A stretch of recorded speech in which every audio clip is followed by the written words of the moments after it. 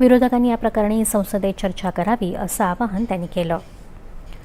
नीट paper फुटीमुळे लाखो विद्यार्थ्यांचं नुकसान झालं असून केवळ विद्यार्थी नाहीच तर सर्वसामान्य लोकांच्या मनात सरकारबद्दल प्रचंड रोष आहे असा आरोप विरोधी पक्षनेते राहुल गांधी यांनी केला आहे.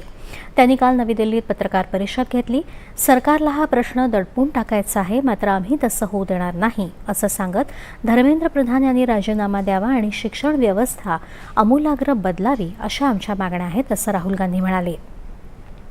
विद्यार्थ्यांच्या आंदोलनात पोलिसांनी सरकारच्या आदेशानंच लाठीमार केल्याचा आरोप त्यांनी केला.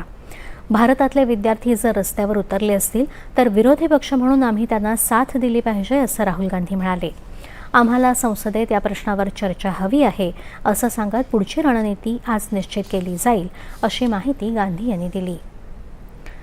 पेपर फुटी प्रकरणी विरोधकांनी उथळ राजकारण करू नये, संसदेत गंभीर चर्चा करावी, त्यातून सगळे पुरावे आणि तथ्य पटलावर मांडली जातील आणि एक ठोस उपायही निघेल असं केंद्रीय मंत्री आणि भाजपा नेते JP नड्डा यांनी म्हटलं आहे. ते काल नवी दिल्लीत पत्रकार परिषदेत बोलत होते.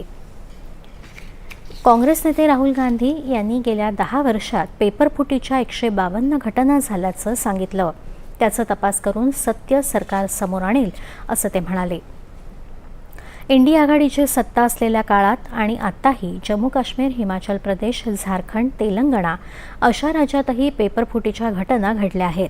सर्वच सरकारांच्या काळात अशा घटना घडल्या आहेत.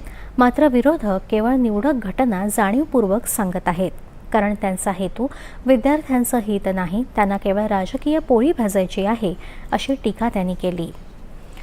आम्ही या विषयावर अत्यंत गंभीर आहोत. आम्हाला संसदेत कितीही काळ यावर चर्चा चालणार आहे. यात सरकारसोबतच विरोधी पक्षांचीही जबाबदारी आहे. या चर्चेतून धोरणात्मक निर्णय घेण्याची आमची जबाबदारी आहे असं ते म्हणाले.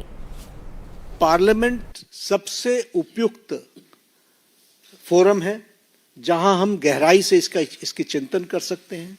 ड्यूरेशन विपक्ष तय करे और उसमें हर एक एस्पेक्ट्स के बारे में चर्चा हो और हम कोई ठोस नीति लेकर के आए, क्योंकि बच्चे कोई हमारे हैं, आपके हैं, वो देश के भविष्य हैं और देश के भविष्य की चिंता करना हमारी जिम्मेवारी है और हमारी जिम्मेवारी में सरकार के साथ साथ विपक्ष की जिम्मेवारी भी है. केंद्रीय शिक्षण मंत्री धर्मेंद्र प्रधान यांच्या राजीनाम्याची मागणी फेटाळत सरकार संसदेत चर्चेदरम्यान विरोधकांच्या सर्व प्रश्नांची उत्तरं देईल असं नड्डा म्हणाले. सामाजिक कार्यकर्ते सोनम वांगचुक यांनी केंद्रीय मंत्री JP